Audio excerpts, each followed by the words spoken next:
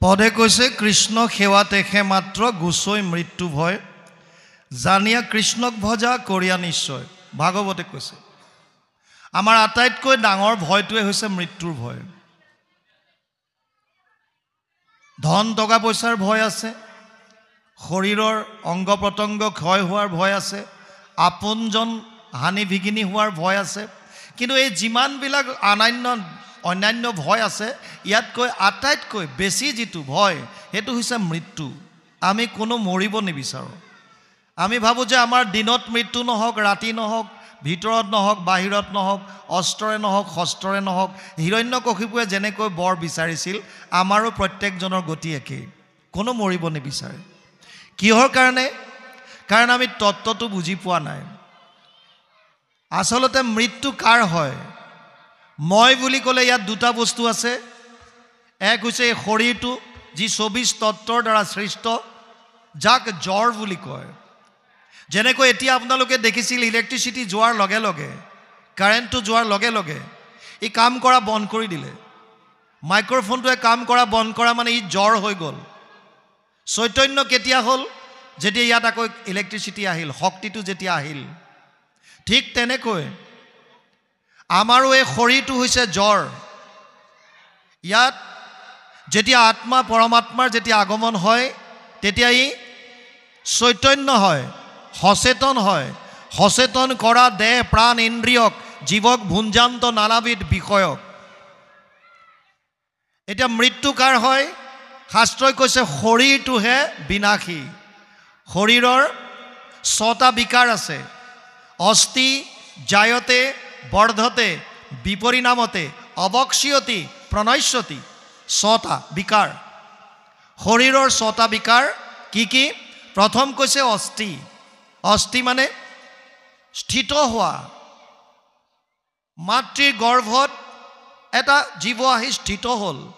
তাৰ পাছত জায়তে, জন্ম ল'লে। জন্ম লোৱাৰ পাছত কি হয়? বৰ্ধতে, বৃদ্ধি হোৱা আৰম্ভ কৰিলে। কিন্তু বাঢ়ি গৈয়ে থাকে নেকি? নাই, এটা সময়ত ৰৈ যায়। তাৰ পাছত কি হয়? বিপৰিণামতে, চেঞ্জেছ কিছুমান আহে। ছোৱালীসকলে গাভৰুত্ব পায়, ল'ৰাবিলাকে যৌৱনত্ব প্ৰাপ্ত কৰে, ৰূপান্তৰ ঘটে, হৰমনেল চেঞ্জ হয়।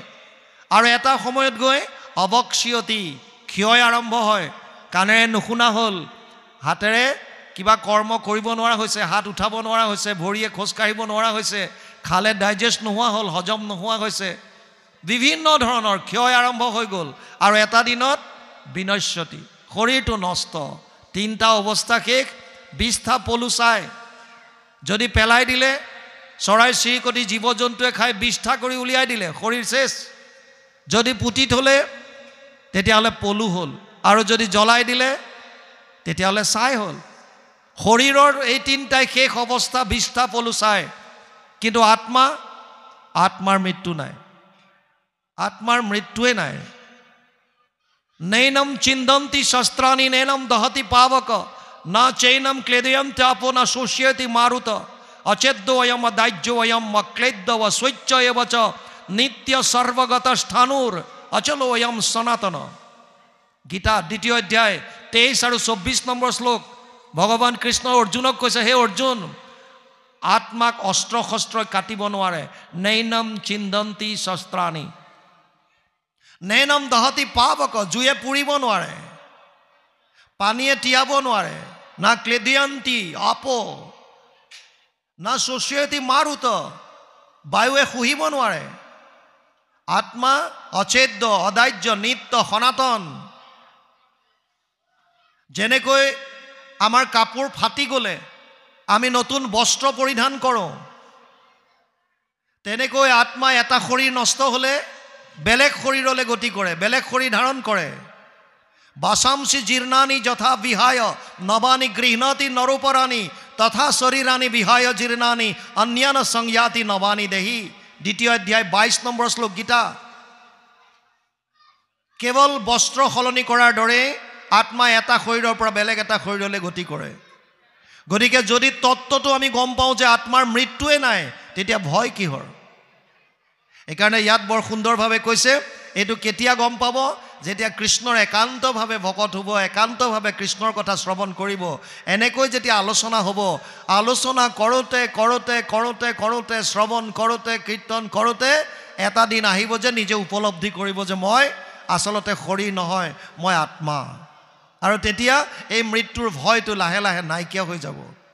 ইয়াত কৈছে, দিনেক নাৰদ গৈলা বসুদেৱ ঘৰে, দেখি বসুদেৱে তাংক পুজিলা সাদৰে, কৰিলা প্ৰণাম পাছে আসনে বৈখাই, বুলিলা বিনয় বাক্য নাৰদক চাই। এদিন নাৰদ বসুদেৱৰ গৃহলৈ গ'ল। বসুদেৱে অতিথিৰ আগমন ঘটিছে। অতিথি দেৱ ভৱ বুলি কৈছে, অতিথিক দেৱতুল্য কৰে। অতিথি মানে কি? অতিথি। তিথি মানে তাৰিখ, মানে নোহোৱা, তাৰিখ নোহোৱা। আগতে কিছু লোকে জনকল্যাণৰ কাৰণে সমাজত ভ্ৰমণ কৰি ফুৰিছিল। সমাজত বিভিন্ন জনৰ কল্যাণৰ কাৰণে, মানুহৰ হিতৰ কাৰণে তেওঁলোকে বিভিন্ন কাম কৰি ফুৰিছিল। আৰু এনেকৈ ঘূৰি ফুৰোঁতে যেতিয়া ক'ৰবাত সন্ধিয়া হয়, ৰাতি হয়, কোনোবা এখন ঘৰত গৈ তেওঁলোকে আশ্ৰয় লয় নিশাটো কটাবৰ কাৰণে, এমুঠি আহাৰৰ কাৰণে। কোনো তাৰ কাৰণে আগতীয়াকৈ ফোন কল নাই, কোনো ধৰণৰ খবৰ নাই, য'তে ৰাতি ত'তে কাটি বুলি কয়। যিকোনো ধৰণৰ তিথি নিৰ্ধাৰিত নোহোৱাকৈ, নিৰ্দিষ্ট কোনো প্লানিং নথকাকৈ হঠাৎ কাৰোবাৰ ঘৰত উপস্থিত হয় অতিথি। সেইকাৰণে কৈছিল, যিহেতু তেওঁলোকে জনকল্যাণৰ কাৰণে ঘূৰি ফুৰিছিল, সেইকাৰণে সেইসকলক অতিথিক কি বুলি কৈছিল? দেৱ ভৱ, দেৱতুল্য। তেওঁলোক দেৱতুল্য। ইয়াত যেতিয়া বসুদেৱে দেখিলে নাৰদ তেওঁৰ গৃহলৈ আহিছে, তেওঁ সুন্দৰভাৱে আসনত বহুৱাই লৈ বিনয় বাক্য দি পেলাই কৈছে, যেনেকৈ পিতৃ মাতৃ আহিলে পুত্ৰৰ যেন সুখ, সন্ত আগমনত দুখীৰ গুচৈ দুখ। যেনেকৈ মাক বাপেকৰ আগমনত যিবিলাক সন্তান কিবা কৰ্মৰ কাৰণে হওক, বিভিন্ন কাৰণত হওক, মাক বাপেকৰ পৰা আঁতৰত থাকিবলগীয়া হয়, তেওঁলোক যদি সঁচাকৈ পিতৃভক্ত হয়, মাক বাপেক যদি ভাল পায়, তেতিয়াহ'লে যেতিয়া মাক বাপেক তেওঁলোকৰ ওচৰলৈ আহে তেওঁলোক আনন্দিত হয়। কিন্তু বৰ্তমান এনেকুৱা সন্তানো পোৱা যায় যিবিলাকে আকৌ মাক বাপেক আহিলে মনে মনে বেয়াহে পায়। তেওঁলোকে ভাবে যে মা দেউতাই পঢ়া শুনা নজনা, আমি চহৰত আছোঁ, আমাৰ এখন সমাজ বেলেগ, উচ্চ শিক্ষাৰ, আমি আমাৰ ঘৰলৈ আহিলে মা দেউতা আহিলে চিনাকি দিবলৈ লাজ লাগিব। এইসকলৰ কথা কোৱা নাই শাস্ত্ৰই। শাস্ত্ৰই কৈছে সেইসকলৰ কথা যি প্ৰকৃত সন্তান, যি মাক বাপেকক অন্তৰৰ পৰা শ্ৰদ্ধা কৰে, ভক্তি কৰে। জীৱন্ত অৱস্থাত যিসকলে শ্ৰদ্ধা কৰে, মৃত্যুৰ পাছত শ্ৰাদ্ধ কৰি কি লাভ হ'ব? জীৱন্ত অৱস্থাত যদি মাক বাপেকক ভালদৰে সন্মান নকৰে, শ্ৰদ্ধা সহকাৰে মাত বোল নকৰে, একো যদি চোৱা চিতা নকৰে, শৰীৰটো নাশ হোৱাৰ পাছত ডাঙৰ ডাঙৰ শ্ৰাদ্ধ পাতি কোনো কাম নাই। জীৱন্ত অৱস্থাত বৃদ্ধ পিতৃ মাতৃক যিমান পাৰে শুশ্ৰূষা কৰিব লাগে। ইয়াত কৈছে, পিতৃ মাতৃ আহিলে পুত্ৰৰ যেন সুখ, সন্ত আগমনত দুখীৰ গুচৈ দুখ। সেইমতে ভগৱন্ত তজু আগমনে, সমস্তৰে কুশল হয় তাবক্ষণে। দেৱতাটো কৰি শ্ৰেষ্ঠ সন্ত সাধুজন, সাধুহন্তে সৰ্বসুখ হয় অনুক্ষণ। ইয়াত কৈছে সন্তসকল দেৱতাত কৰিও শ্ৰেষ্ঠ। দুৰ্লভ মনুষ্য দেহ দেহিনাম ক্ষণভংগুৰ, তত্ৰাপি দুৰ্লভম মন্যে বৈকুণ্ঠ প্ৰিয় দৰ্শনম। এইটো শ্লোকৰ অনুবাদ ইয়াত কৰিছে 11:2-29। বসুদেৱে কৈছে যে মানুহৰ জন্ম পোৱাটো অতি দুৰ্লভ, দুৰ্লভ মনুষ্য দেহ। যদিও মানুহৰ শৰীৰটো ক্ষণভংগুৰ, খন্তেকীয়া, বিজুলীৰ চমকৰ দৰে, জলৰ ৰেখাৰ দৰে, কচুপাতৰ পানীৰ দৰে, কাৰ কেতিয়া ক'ত মৃত্যু হয় কোনো ঠিক নাই। তথাপিতো ইয়াত কৈছে যদিও এনেকুৱা খন্তেকীয়া, কিন্তু মানুহৰ জনম অতি দুৰ্লভ, দুৰ্লভ মনুষ্য দেহ, তত্ৰাপি ক্ষণভংগুৰ, তত্ৰাপি দুৰ্লভম মন্যে বৈকুণ্ঠ প্ৰিয় দৰ্শনম। তাতকৈও দুৰ্লভ কাক পাইছে? বৈকুণ্ঠ প্ৰিয় দৰ্শনম। বৈকুণ্ঠ প্ৰিয় মানে যিসকলে ভগৱানক ভাল পায়, অৰ্থাৎ সাধু সন্ত ভকত, যি বৈকুণ্ঠক ভাল পায়। কৃষ্ণৰ আন এটা নাম বৈকুণ্ঠ, কৃষ্ণৰ স্থানখনৰ নামো বৈকুণ্ঠ। সেইকাৰণে ইয়াত কৈছে এতিয়া, তাৰ পাছত আহিছে, দেৱতাটো কৰি শ্ৰেষ্ঠ সন্ত সাধুজন, সাধুহন্তে সৰ্বসুখ হয় অনুক্ষণ।